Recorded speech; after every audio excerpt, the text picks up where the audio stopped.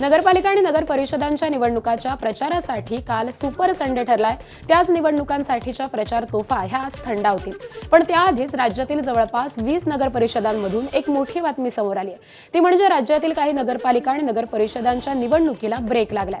अर्थात गेल्या 2 आठवड्यांपासून जिथे प्रचाराचा धुरळा उडत होता तिथे अचानक निवडणूक लांबल्यामुळे कार्यकर्ते आणि उमेदवारांच्या उत्साहावरती पाणी फिरलं गेलंय। जिथे जिथे निवडणूक पुढे ढकलली तिथल्या निवडणुकीचा कार्यक्रम देखील जाहीर झाला। जिथे जिथे निवडणूक पुढे ढकलली तिथे आता 20 डिसेंबरला मतदान होईल आणि 21 तारखेलाच मतमोजणी। तर उर्वरित निवडणुकांच्या मात्र ठरल्याप्रमाणे 2 डिसेंबरला मतदान प्रक्रिया ही पार पडणार आहे। बातमी कोकणातील महायुतीत सुरू असलेल्या शिमग्याची। कोकणात शिंदेंची शिवसेना विरुद्ध भाजप वादाचा भडका उडालाय। भाजप कोकणात पैसे वाटत असल्याचं सांगत निलेश राणेंनी भाजपला चॅलेंज केलंय। त्यांनी थेट भाजप प्रदेशाध्यक्ष रवींद्र चव्हाणांना थेट प्रत्युत्तर देणाऱ्या निलेश राणेंचं एकनाथ शिंदेंनी मालवणच्या सभेमध्ये तोंड भरून कौतुक केलंय। निलेश राणेच कोकणात धमाका करणार असल्याचा विश्वास हा त्यांनी व्यक्त केलाय। मी बोलतो ते करतो। शब्द देताना 10 वेळा 100 वेळा विचार करतो, पण एकदा शब्द दिला की माघारी नाही। किती काही कोणी केलं तरी सुद्धा, किती लावा शक्ती, किती लढवा युक्ती, कोणी किती करा कल्ला, पण मालवण हा शिवसेनेचाच बालेकिल्ला आहे ना, बरोबर? निलेश म्हणजे शिवसेनेची भगवी रेष आहे। इलाका किसका भी हो, धमाका निलेश राणे ही करेगा।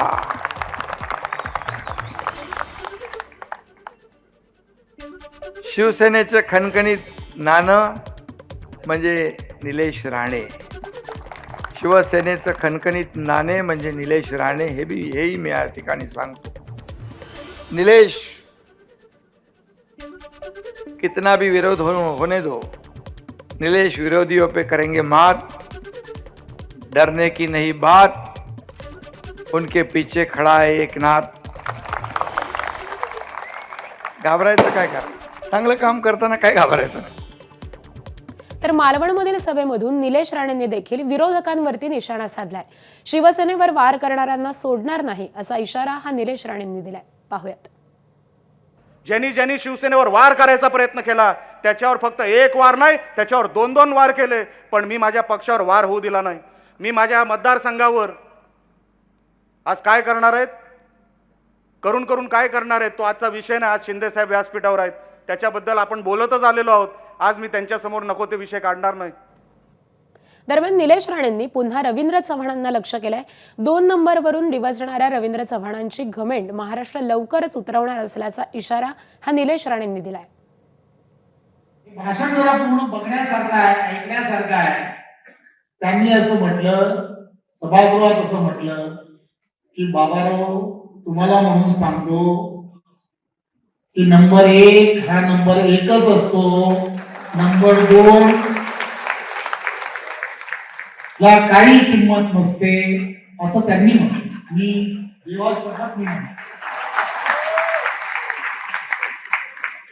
चला ठीक आहे, हा पण एक बदल चव्हाण साहेबांमध्ये मी बघितला। फडणवीस साहेबांबद्दल तर आदर आहे। हे रोज जे कोडवर्ड मध्ये जे धमकी देत आहेत ना, ते एकदा उघडच देऊन टाका ना। माझं म्हणणं आहे चव्हाण साहेबांना, तुम्ही जे कोडवर्ड मध्ये धमकी देताय ना चव्हाण साहेब, ही घमेंड आहे। मोठमोठ्यांची घमेंड उतरली हो ह्या महाराष्ट्रामध्ये। दरम्यान कोकणात शिवसेना विरुद्ध भाजप वाद पेटलेला असताना उपमुख्यमंत्री एकनाथ शिंदेंनी भाजप खासदार नारायण राणेंची भेट घेतली।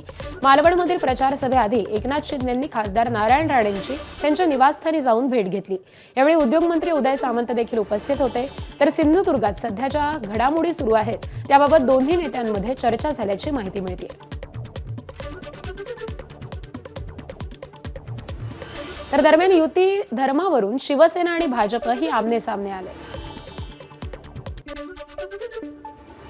कुटुंबामध्ये पण छोट्या मोठ्या कुरबुरी असतात, पण एक जो काही लार्ज इंटरेस्ट जो आहे हा आमचा जो आहे तो महाराष्ट्राच्या विकासाचा अजेंडा आहे आणि विचारधारेचा जो विषय आहे। आणि म्हणून विचार, विकास आणि विश्वास याच्यावर आमची त्रिसूत्रीवर माहिती झालेली आहे। त्यामुळे प्रत्येकाने आपापल्याला आचारसंहिता म्हणजे जसं युती धर्म पाळण्याबद्दल घालून घेतली पाहिजे. सगळ्यांनी घालून घेतली. सगळ्यांनी आम्ही पाळतो आहे. मी हेच सांगितलं समन्वय समितीच्या बैठकीमध्ये, आमचे ठरलंच आहे कोणीही मतभेद आणि मनभेद होणार नाही याची काळजी घ्यायची आहे. मित्रपक्षावर टीका करायची नाही याची काळजी घ्यायची आहे. सर्वांनीच येथे बंधनं पाळायची आहेत. मित्रपक्षांनी बंधन पाळायचे आहे, कोकाटेजींनी बंधनं पाळायचे आहे, चंद्रशेखर बावनकुळेंनी बंधनं पाळायची आहेत. सर्वांनीच बंधनं पाळायची आहेत.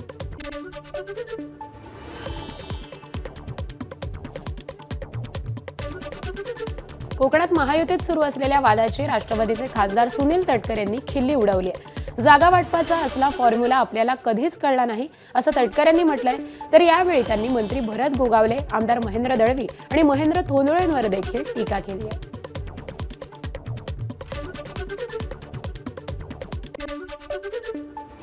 आता एक जिल्हा परिषद पंचायत समितीचा त्याचं एक अजब तरकट समीकरण मांडलं गेलं की 59 संख्या भागिले 8 आमदार 8 56 आणि वरती 3 तिघांना. हे असलं काय राजकारणामधलं समीकरण माझ्यासारख्या छोट्याशा माणसाला आयुष्यात कळलं नाही. कदाचित त्यांच्याकडचं ज्ञान आगाध आहे, त्यामुळे त्यांच्याकडे अशी एकंदर युतीची वाटपाची समीकरणं असतात. नगरपंचायती आणि नगर परिषदांच्या निवडणुकांमध्ये सत्ताधारी महायुती विरुद्ध महाविकास आघाडी असा जोरदार सामना रंगणार असं वाटलं होतं. मात्र भाजप आणि शिंदेच्या शिवसेनेतील संघर्ष चर्चेच्या केंद्रस्थानी आहे. सांगोल्यामध्ये काल मुख्यमंत्री देवेंद्र फडणवीसांनी सभा घेतली.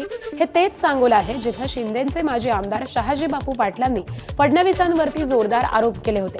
मंत्री जयकुमार गोरेंच्या पुढाकारानं भाजप, शेकाप आणि राष्ट्रवादीचे दीपक आपा साळुंखे अशी अनोखी युती झाली आहे. त्यामुळे शिवसेनेचे माजी आमदार शहाजी बापू पाटील एकटे पडले. खिंडीत सापडलेल्या शहाजी बापूंची हिंमत वाढवण्यासाठी उपमुख्यमंत्री एकनाथ शिंदेंनी सांगोल्यामध्ये सभा घेतली. 2 डिसेंबरला शिवसेनेलाच मतदान करा असं आवाहन देखील त्यांनी केलं होतं. त्यावरती काल थेट फडणवीसांनीच उत्तर दिलंय.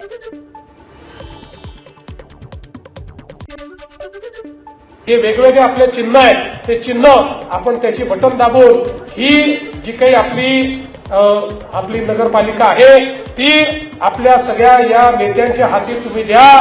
मी तुम्हाला एवढंच सांगतो, 2 तारखेला आमची काळजी तुम्ही घ्या, त्यानंतर 5 वर्ष तुमची काळजी आम्ही घेतल्याशिवाय राहणार नाही हा विश्वास तुम्हाला देतो. आता फडणवीसांनी 2 तारखेचा उल्लेख केल्यानं अनेकांच्या भुवया उंचावल्या. कारण गेल्या काही दिवसांपासून भाजपचे प्रदेशाध्यक्ष असतील किंवा अनेक नेते असतील त्यांनी 2 डिसेंबर आणि महायुती यावरती अनेक विधानं केली होती. चर्चा तर इतक्या रंगल्या होत्या की 2 तारखेला महायुतीत काडीमोड होतो की काय. पण फडणवीसांनी कायम महायुती अभेद्य आहे असंच जाहीरपणे सांगितलंय. पण शहाजी बापू पाटलांनी सांगोल्यातून भाजपला आव्हान उभं केलं. तेव्हापासून शिवसेना आणि भाजपमधली दरीही दिसू लागली आणि त्याच सांगोल्यामध्ये फडणवीसांनी भाजपच्या विजयाचा विश्वास दाखवला. त्याच सांगोल्यात शिंदेंनी देखील विजयाचा विश्वास दाखवला होता. मित्रांनो शहाजी बापूंचा घात केला असं म्हणत भाजपवरती घणाघाती टीकाही केली होती. मात्र चर्चा झाली ती त्यांनी केलेल्या कौतुकाची. दरम्यान कोकणात सुरू असलेल्या वादानंतर भाजप प्रदेशाध्यक्ष रवींद्र चव्हाण यांनी 2 डिसेंबरपर्यंत युती राहील असं विधान केलं. त्यानंतर त्याला उपमुख्यमंत्री एकनाथ शिंदेंनी देखील उत्तर दिलं होतं. पाहूयात.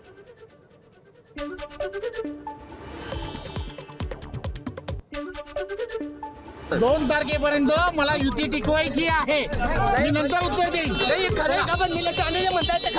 खोटं आहे. 2 तारखेपर्यंत मला युती टिकवायची आहे. मी नंतर उत्तर देईन. खोटं आहे. मी मुख्यमंत्र्यांशी याबाबत बोललो काल. ते म्हणाले असं त्यांचा बोलण्याचा उद्देश नव्हता. 2 तारखेपर्यंत तरी आपण बाबा वादविवाद नको, हे थोडं टाळूया, अशा प्रकारचा त्यांचा बोलण्याचा उद्देश होता असं मला ते म्हणाले. मी म्हणालो बाबा ह्याच्यावर आम्ही काय, आमची भूमिका तर स्पष्ट आहे. एबीपी माझा, उघडा डोळे बघा नीट.